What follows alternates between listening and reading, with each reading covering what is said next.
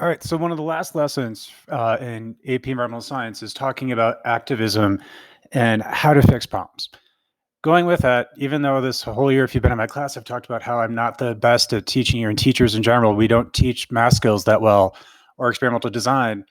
According to a lot of your student responses on past FRQs around the country, we are not good at giving you the concept of hope. And I can't really give you hope without talking about activism. Rather than a long drawn out PowerPoint screencast, which you'll get a few more of those this month, we're going to do an extended metaphor with 15 pounds of clay. And one important thing is when we're talking about environmental problems, if we don't talk about solutions, the research, it's called learned helplessness. We give you this concept that the problems are just way too big and there's no way to fix them. One important thing to think about as we deal with environmental problems is there's lots of stages. If we just identify the problem, that's called complaining. The other part of activism is finding methods to fix it and then taking action to fix it. More importantly, then reviewing it to see if we need to further fix it or if the fix is working. I promise I will not kill the metaphor too much of the clay. So rather than dealing with that 15 pounds of clay and trying to change it all at once, you'll see I'm just doing small, minute changes. Part of dealing with a problem is getting an understanding of what you're working with and then slowly shaping it until you're ready to enact greater change. One of my favorite environmentalists for talking about this is not going to be any of the various white guys you've heard about in environmental science. You all know plenty about John Muir, Gifford Pinchot, Sigurd Olson, Ed Abbey, all of those. They've done lots of good things, but there's other environmentalists that are important to know about. One of my favorite ones is Wangari Maathai. I'll talk about her accomplishments in a second, but she's a great person for describing hope. One sign of hope is when you see a problem and you realize that there are ways to fix it.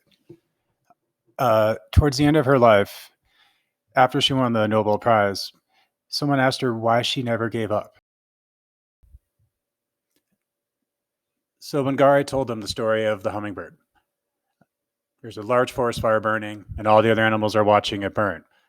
And the hummingbird starts flying to a nearby stream and carrying one drop of water to the fire to put it out. And it keeps going and carrying one drop, brings it to the fire, goes back to the stream. All the other animals just watch. And they start saying, why are you even trying? You're too tiny. Your wings are too little. Your beak is too small. Why would you do this? You can't possibly make a difference.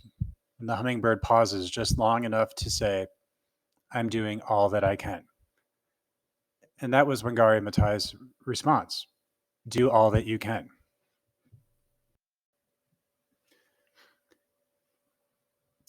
Wangari Maathai's background is she grew up in rural Kenya. At a certain age, most girls in her community stopped going to school.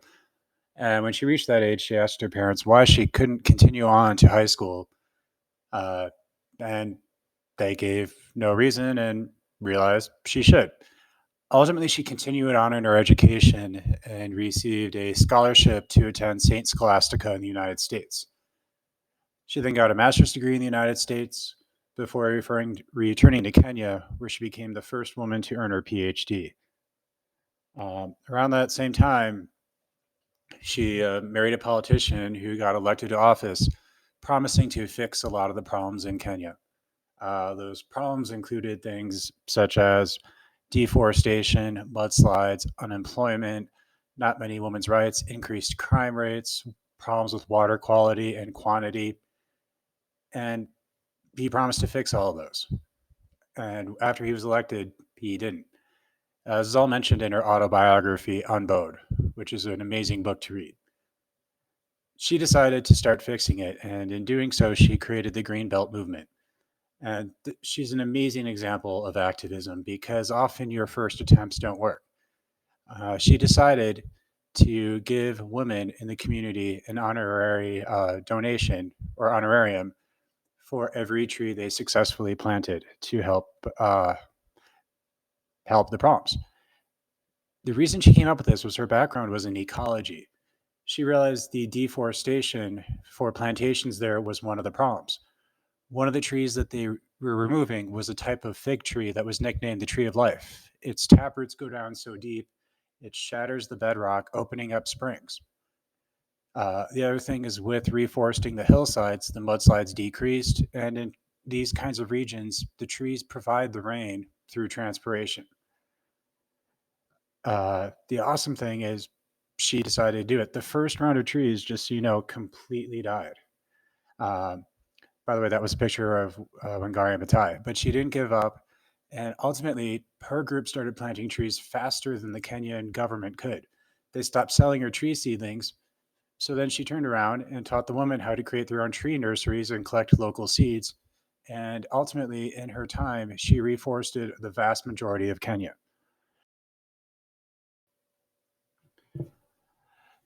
The trees did more than just fix these environmental problems. I mean, obviously, they decreased erosion, they increased carbon trap.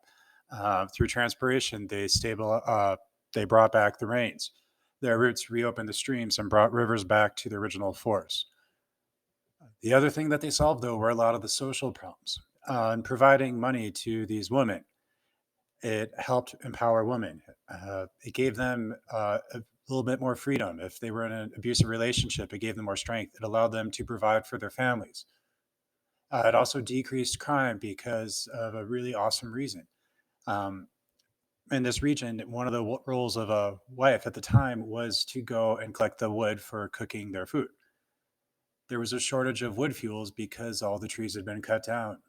Just by providing this, women were allowed to sell firewood to make money, but they also shortened their walks to have to go get firewood, which meant there was more people helping out rather than just toiling around trying to find the lumber.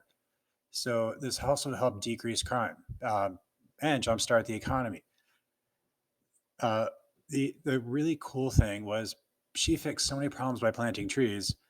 And ultimately, the Kenyan government was not a big fan, and neither was her ex husband, or soon to be ex husband. At one point, he told her, "It's me or the Greenbelt movement." So she became the first woman in Kenya to file for divorce.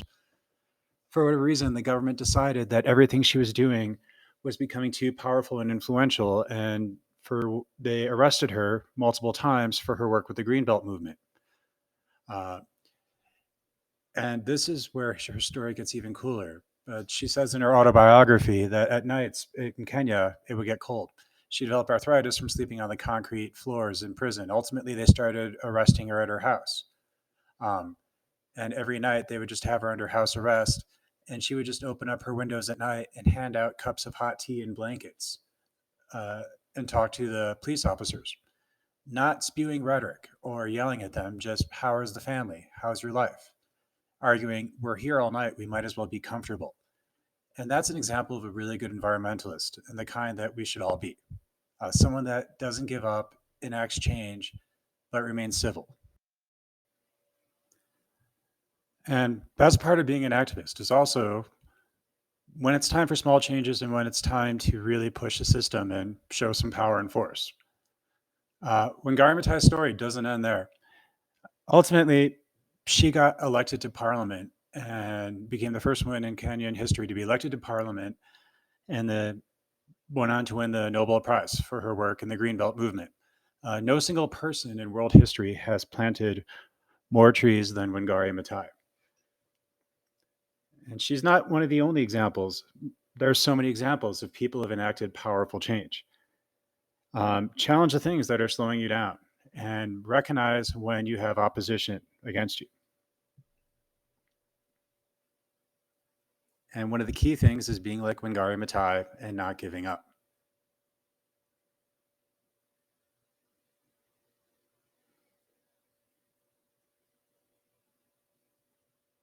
So for the next environmental activists that I'm going to talk about, uh, you can't talk about environmentalism without talking about one of the other important people, considered one of the most influential people of the past century. His name is Chico Mendes. Chico Mendes got his start uh, growing up on rubber tree plantations. He was a second generation, basically what we would consider working in servitude. There he is. He became an amazingly powerful environmental activist. It all started with learning math skills. He noticed in the early part of his life that a lot of the workers on the field, on the plantations, were getting ripped off merely because they didn't know the math and they didn't know how much people were paying them. He was fortunate that someone had taught him math when he was younger. One of his first forms of activism was teaching all of his coworkers math so that they could see when the bosses were not paying them correctly and basically grifting them.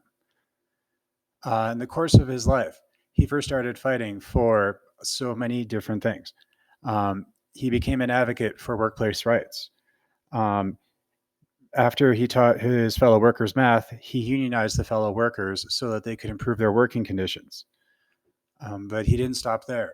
He also realized that a lot of the work that they were doing on these plantations was not helpful to the environment. Um, Growing nothing but a monoculture of rubber trees was having deleterious impacts on the environment. It was not sustainable. So we started pushing for sustainability and polyculture in tropical rainforest products. Um, in the course of his life, he also then went on to create one of the first preserves to protect tropical rainforests in the world. And that's why the quote you saw at the beginning about his work is amazing. Sadly, he was assassinated a few decades ago. His wife continues the movement now.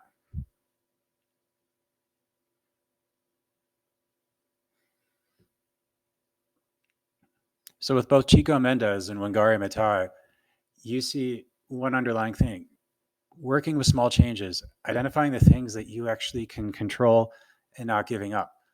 Um, Pushing the system when you see you have a moment of influence. But the main thing is taking action and not being complacent. That's not the only ones. We have so many examples of grassroots activism. The Black Panther movement worked a lot for grassroots activism in the past decades, particularly around the 60s and 70s, and they did some amazing work. Uh, One of the things the Black Panther movement did was they created daycare programs to help kids out, what because both parents were working. As a lot of you know right now, being stuck at home, there's a lot of work to be done at home. And if both parents are working, life gets rather difficult, especially when schools shut down. And that's not the only example of grassroots activism. There are quite a few other that have been modeled on this. Other groups include organizations like the Mattachine Society. Even the Tea Party would be considered grassroots activism. And the reason why grassroots activism is powerful is when we think about changing a problem or fixing a problem globally, it's really not easy to do, and we can just give up. The grassroots activism concept is working at a global level. So apathy is giving up, not caring, and not trying. Indirectly in environmental science, we sometimes teach you that because we never talk about solutions. That's why I'm continuing with Unit 9 this semester. Uh, Grassroots activism is the idea of tiny changes, working on what you can exact. Things like micro lending programs, cleaning up the stream, the garbage challenge, any of those things, rather than worrying about all the problems that are too big to fix, recognizing what part of the problem you can fix in your daily lives. And also recognizing when it's time to slow down and just catch your breath and figure out what needs to be changed. So, grassroots activism is making local steps for progress.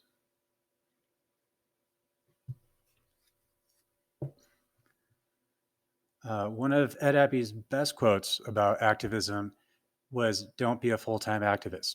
Ed Abbey wrote the book The Monkey Wrench Gang that inspired the Earth First movement. Ed Abbey was not necessarily the biggest follower of his advice. Uh, if you read his last book, A Fool's Progress, you'll realize he did not end his life a happy person.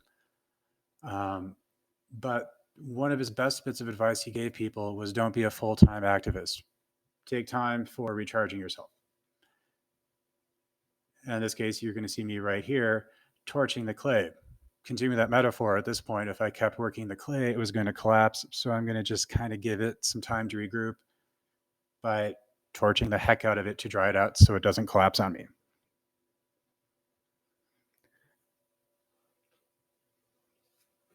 So, another example of grassroots activism changing the course of the world over decades is how you have an openly gay teacher narrating a class right now.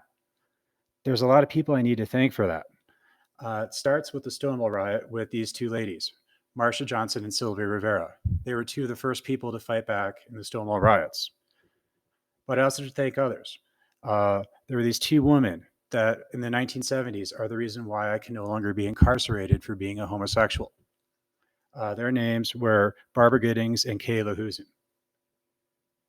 They coordinated a conference with the APA, which featured some awesome things. It featured, there they are, by the way. It featured John Fryer, right there in the creepy mask. He was called Dr. Anonymous. What they did was, before this time, being homosexual or LGBT meant that you were clinically insane. As a result of their work in that conference, where people interviewed this doctor who was gay but in the closet, they ultimately got being LGBT delisted from the DSM, the manual that determines what is the list of mental disorders in the world. But those aren't the only examples of those. But with their help, decades later, I was able to become an openly gay teacher. Just, in 2000, when I first started my teacher training, I was told I had to remain in the closet at all times. That's obviously changed. Other examples are right here we have Rachel Carson. Rachel Carson, as you know, worked hard, and in all of her research, she saved the bald eagle by helping to lead to this end of EDT. Greta Thunberg is a current example of a powerful environmentalist. And I love what she has done to get out the recognition to adults that we need to clean up our mess and not pass it on to you. Jane Goodall is another amazing environmentalist and animal behaviorist. People that have taken to the streets like this in the AIDS epidemic, looking at a pandemic in the face as it's killing everyone, or not everyone, but a large majority, even those of you wearing and making masks or practicing social distance. All of those are really powerful examples of activism. And they were not global. They were small little steps at first. Here's Dr. Anna Fagri. She's working at CSU to help understand coronaviruses, including this one. So Harvey Milk is one of my favorite activists. For an example, he was the first gay politician to be elected to public office. Because one of the messages of Unit 9 is on hope. Harvey Milk gave an acceptance speech that is one of the most powerful examples of hope I've ever read.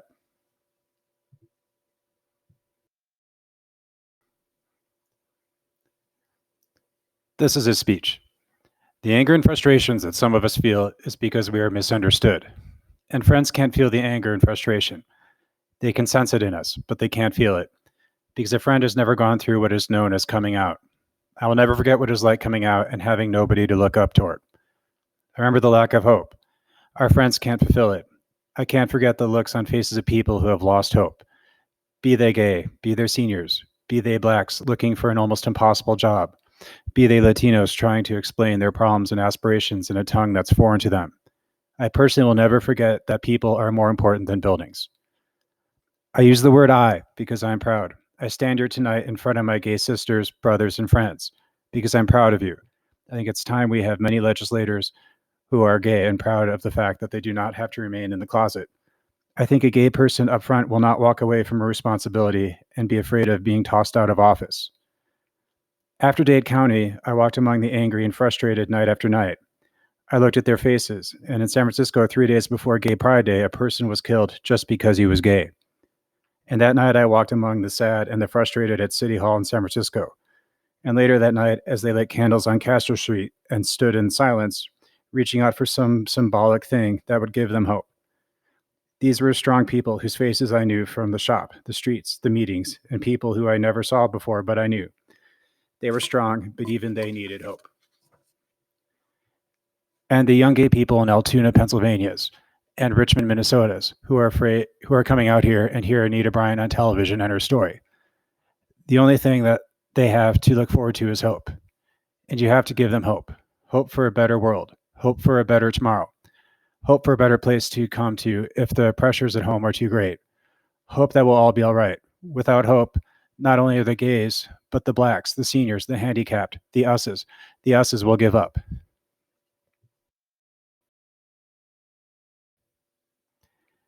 And if you help to elect to the Central Committee and other offices more gay people, that gives a green light to all who feel disenfranchised, a green light to move forward. It means hope to a nation that has given up, because if a gay person makes it, the doors are open to everyone. So if there's a message I have to give, it is that I have found one overriding thing about my personal election. It's the fact that if a gay person can be elected, it's a green light. And you, and you, and you have to give people hope. Thank you very much.